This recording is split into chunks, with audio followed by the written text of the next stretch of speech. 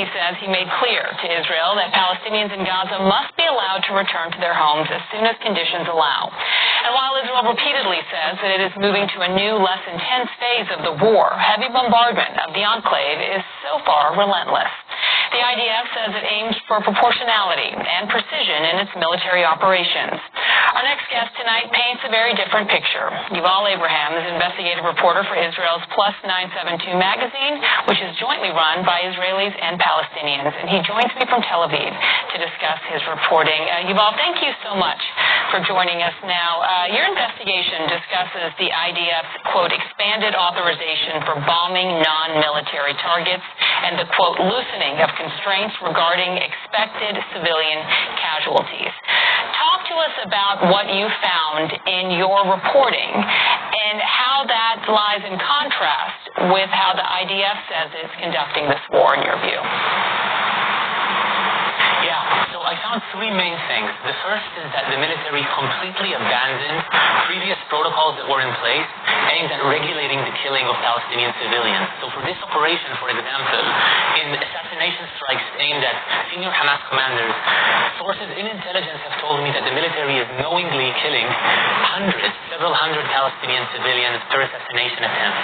The second thing is that the military is heavily relying on artificial intelligence to generate targets for such assassinations with very little human supervision, according to sources.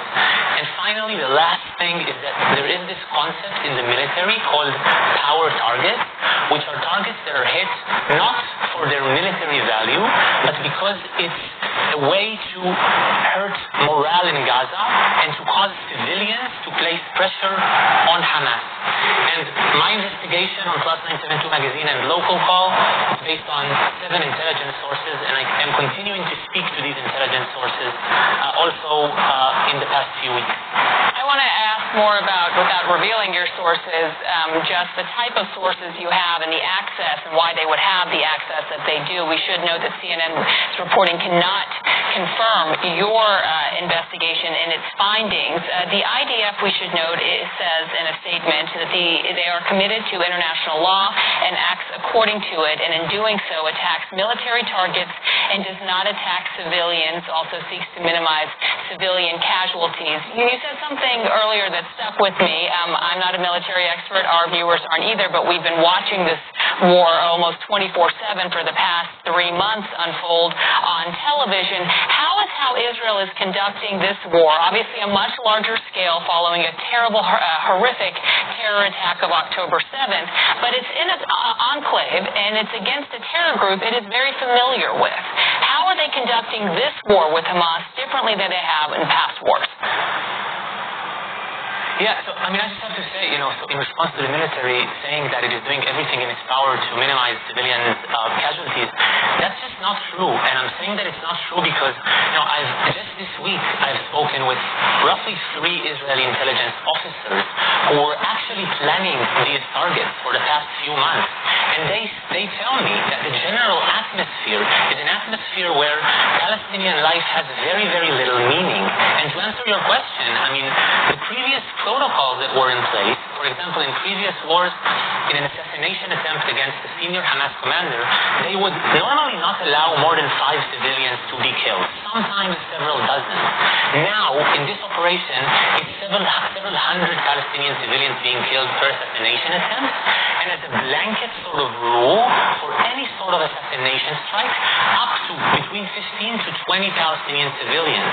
Now, the use of artificial intelligence is so massive in this operation that by the second week, most of the target creation process, according to sources, already became automated, and sources that were there and they were operating these AI-generated target machines said that most of the targets created were junior Hamas operatives that were being bombed, again, when they are in their homes, killing not only them, but up to between 15 to 20 Palestinian civilians, entire families around them. You mentioned this was not in place in previous wars. I'm glad you brought up artificial intelligence and its role in this war. You specifically write about a tool called the Gospel. Tell us more about how it's being used. Sure. So the Gospel is just one system out of several systems that essentially essentially compose these target-creating machines. And what they do, they surveil, they collect information from the entire population of Gaza, so 2.3 million people, and they calculate the probability that a certain individual is associated with Hamas, and the probability that a certain individual is associated with a particular phone number, for example. And they do so on a massive scale, generating hundreds of targets every day. Now, sources have told me that the military knows that these systems are not always accurate, and the policy is not a zero-mistake policy. The military has commented to my piece and said that a human is always in the loop with artificial intelligence. And I'll just give you an example, okay? I recently met a source who has operated these machines, and he told me that he bombed dozens of homes every day. And I asked him how many of these homes were created by artificial intelligence as targets for assassination. And he said all of them. I just have to green light it.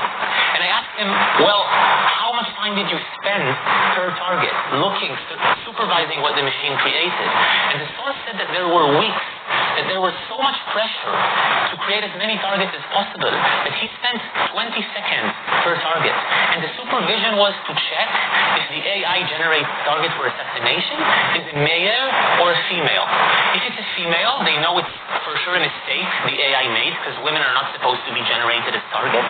And if it's a male, they would authorize it because it's according to that source, because it's not 100%, but probable that this is a Hamas person. And in each one of these strikes that were being authorized, we have civilians being killed as well. Yuval, you mentioned earlier, and again, I don't want to jeopardize your sources, but I saw in a recent interview you'd given that these are sources that are either connected to the military or connected to these operations and that want to ensure the security and safety of Israel. That having been said, why are they choosing to speak with you about this right now? Yeah, it's a great question, and I think, talking to these sources, like all of them after October 7th happened, the shock, the atrocities, they immediately, some of them volunteers to go to the army, some of them are in reserves, and gradually, they were shocked, honestly, by what they were asked to do, by how many of them were shocked, by how much it was disproportionate. And I think a lot of them felt a responsibility really to share this information with the Israeli public and with the international public, and especially with the US that is largely funding this war, because there is such a big disparity. Every time I finish a conversation with an intelligence source, I cannot believe the disparity between the way this war is being portrayed in the media and the way it actually is on the ground. And I think a lot of sources felt a responsibility to change that, to speak about it.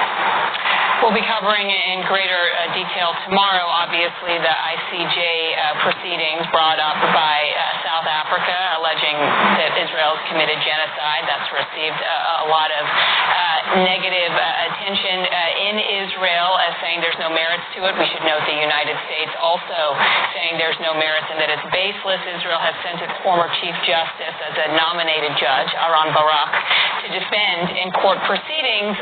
But there are those that say, listen, investigations like yours, comments made by some extremist members of the government aren't doing Israel any favors going into these proceedings. Hamas is explicit in its desire to kill Israelis and Jews. But what are Israelis saying, and what are some of the sources you're talking to saying about what we're expected to see tomorrow? So, my sources didn't mention tomorrow, and honestly, I don't know. I think the word genocide is terminology. As a journalist, I'm trying to describe reality. Yeah, as a journalist, I'm curious, if you don't mind, just a personal question, how you're feeling about this, what we're seeing tomorrow, and just in general, as an Israeli who's trying to mend fences with Palestinians. Yeah, so I feel that a lot of people are claiming that they are helping Israel, even by, supporting unconditionally the war. And I think the real way to help us is to help us honestly find a political solution that will ensure full equality between Israelis and Palestinians. I have a lot of Palestinians that I have joint projects with, both in Gaza and in the West Bank. There is a documentary that a collective of Israelis and Palestinians, I'm one of them, we've directed it, it will be released next month. And I think that as long as we are unequal, as long as we do not end the military occupation and find a political solution, you're not helping not Palestinians and not Israelis. And we need real pressure to do so.